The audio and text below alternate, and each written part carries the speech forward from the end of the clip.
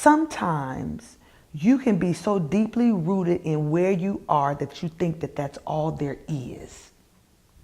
And it's not until someone just asks you a simple question that it kind of, for at least a moment, snatches you out of where you are and says, well, wait a minute.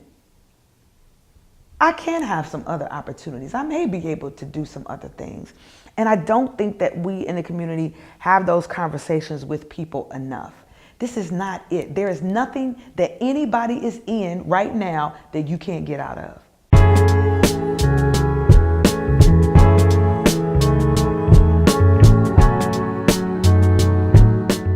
My name is Sherida Morrison, and I am the founder of Demoiselle to Femme and now the former CEO.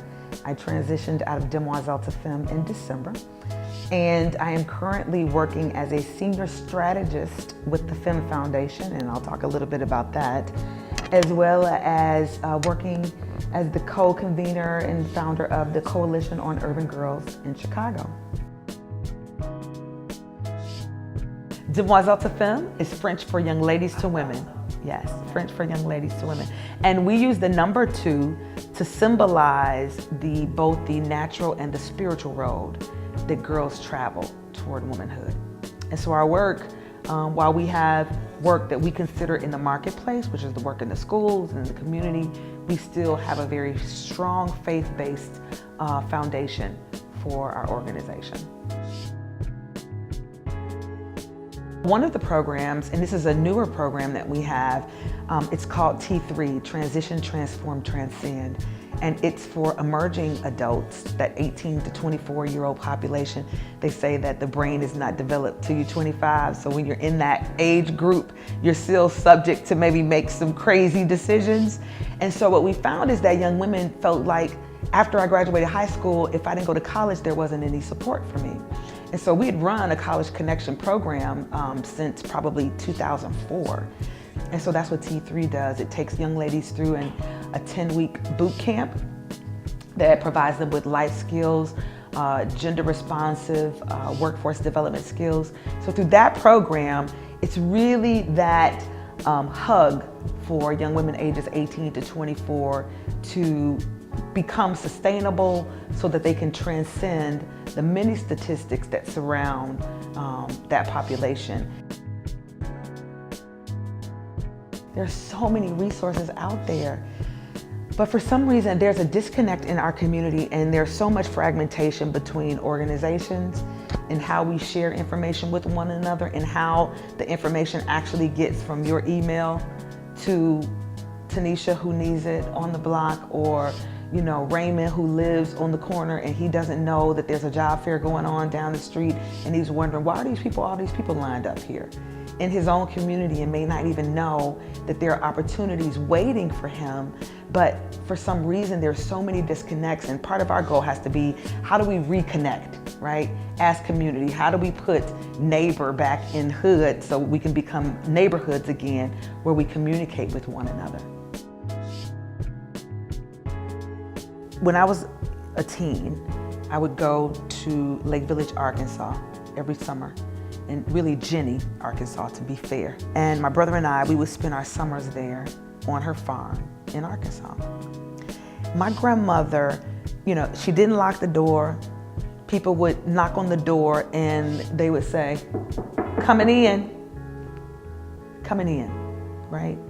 And so that whole mentality and, the mental model of saying that there is a freedom and a respect and love waiting for me on the other side of that knock to say coming in.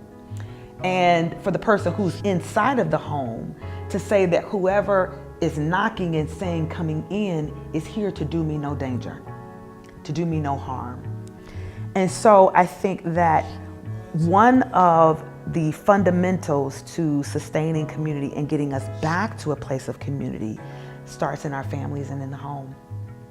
It starts with us being concerned about my neighbor and her children just as much as I am about myself.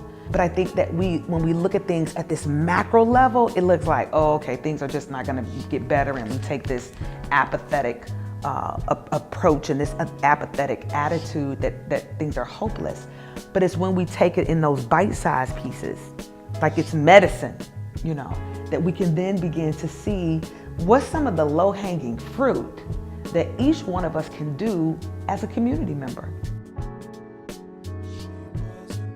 Just like the poverty is cyclical, so is the mindset that this is what is. This is all that there is, and the social class that we were born in is the one that we typically die in.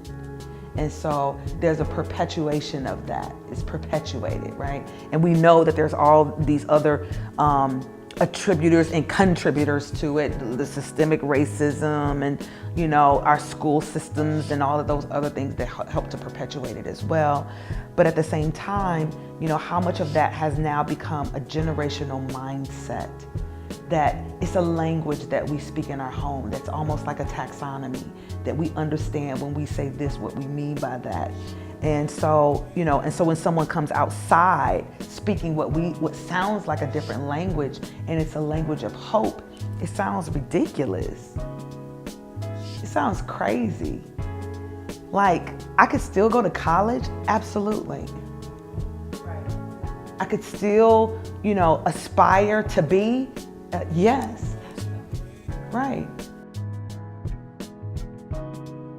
What is the impact of a strength like influence, but when it is, it can be detrimental to others? And I think that, you know, in nurturing and growing up and understanding influence, I began to learn, you know, that the power of influence that I had been given as a gift to galvanize people and to get people to do things was to be used in a way that was supposed to be positively impactful. One of the things that we teach when we teach about fear, we teach that in one realm there is hope, which produces faith, and then there is doubt, which produces fear. And in that space of hope and doubt, they are on different spectrums, right? Because if I am believing and hoping and trusting that this is going to happen, it reminds me of the scripture that says that faith is the substance of things hoped for. And so it is hope that allows me to have faith that what I believe will happen. And so whatever you believe, you will typically put your faith in, right? Can you discern the difference between hope and doubt? Because if you can, it will produce faith versus fear.